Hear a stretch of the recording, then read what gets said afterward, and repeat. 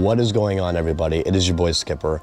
Today I'm going to be talking about the bad side about owning a gheenoe that most people don't ever really talk about or consider when buying one of these boats. Just to address, this is not me hating on the gheenoe. This is not me saying that gheenews are bad boats. These are just some things to think about before buying one of these guys. When you're buying your first boat, especially something like a gheenoe, most guys who only fish on the bank see this thing and are like, that is all I need. It's simple, it's easy, and it's the greatest thing since sliced bread. But since you've never owned a boat, there's a lot of things that you don't really know to look for when buying one. I picked this boat up about 2 years ago, and I've taken it out maybe 15 times, if that. I learned very quickly that there is a very big downside about these 13.6 models, and unfortunately it pretty much just sits here in my yard and I only take it out very rarely. We're just going to be talking about the 13.6. What I'm about to talk about does not apply to the other models, as I have not been on those other models for the most part. Full fiberglass hull. It is one piece. This is literally a canoe with a flat back, okay? Some things that I really wish I would have thought about or known before buying this is why I'm sharing it with you guys, is this thing is a bathtub in the water. What I mean by a bathtub is this is a one-piece hole, and the bottom of the boat, at the bottom of the hole, is where you stand. So any water that gets inside of the boat stays in the boat unless you squeegee it out, have a hand pump or a rag or something, or you're carrying it with you until you pull the boat out of the water. So any bags, any items, or anything that you put inside of this boat is going to get wet. Not only that, but the lowest point of the boat is literally in the middle of the boat. It's not like all the water is running to the back of the boat. It's not pitched like that. So the water just goes in and out, in and out, in and out. There's 3 compartments on this boat. There's only one that's considered actual dry storage. The other 2 components have a channel that the water runs straight through it. So anything you stick in there is also going to get wet. Up here I have a casting deck that I made myself. It can come in and out. I just put some carpet over the top of it. I don't want to add any fiberglass to this boat. I really don't care. It's going to cost me more than it's worth. I have a grab bar back here. I have a extra seat on top of a seat that acts as my pulling platform.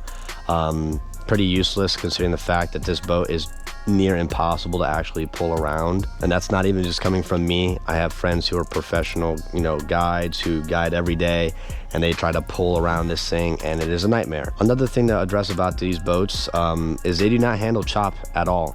If you have a day that's 1 to 2, don't even go out. You're just gonna get swamped. Big boat wakes, you're gonna get tossed around like a salad. It's just not the most enjoyable boat to go out there. Like, to spend the whole day on a 13.6, you better be in the backwaters all day long. If you're throwing cast nets in this thing and like you're in the salt water, any mud and dirt that gets in the boat most likely is going to be staying with you until you can wash it out at the end of the day. So all that nasty, smelly mud, unless you got a rag that you're going to wipe down and clean the whole boat after throwing your cast net for a little while, have fun with it. You've probably seen some videos of guys who are fishing out of these boats with a cast net, and the whole thing looks like the bottom of the mangrove line. Like, it's just disgusting. One thing that really confused me when I first bought this boat was I noticed that the rub rails are a lot more pushed in than the actual hull itself. So if you were to take this, let's say, to a dock that had a lot of oysters on the pilings, scratch the crap out of the side of your gheenoe. Now, don't get me wrong. I'm not saying that this is not a good boat. I'm not saying that these are not, amazing little vessels or anything. These are just some things I wish I would have known. I spent $2,200 for the hull and the motor. There was another boat that was $3,000, I believe, and it was a actual boat. I don't remember the actual name of the hull, but it was a boat. It was not a gheenoe.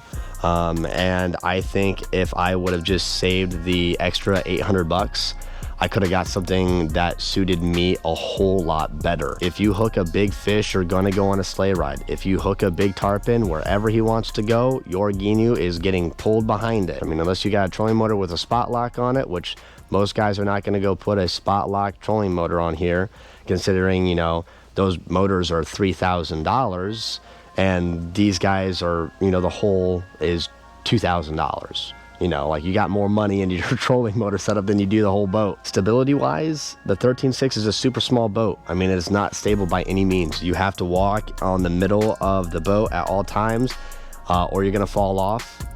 If you have 2 people on this boat, one person is gonna have to be sitting or standing in the same spot the whole time if the other person wants to move around. As a kid, I always looked at these things and I was like, man, the gheenoe is my boat. This is what I want. I saw all the YouTubers fishing out of them and I was like, I gotta get one, I gotta get one.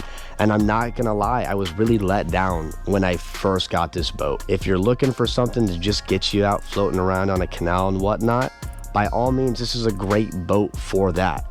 But if you want to get into, you know, like fishing bigger bridges, inlets, bigger rivers with a lot of boat traffic, bays that, you know, are big and open, this is probably not the boat for you. The boats are incredibly light. If you and a buddy want to pick one of these things up and go throw it in a pond or a canal without a boat ramp, totally doable. Done it multiple times. Overall, I would say for this boat, I can't knock it. I mean, it's a canoe with a flat back. Anyways, these are just a couple things I wanted to point out before maybe purchasing one of these boats, at least the 13.6. Anyways, guys, I hope that maybe this brought some insight to somebody who might be looking to buy one of these boats.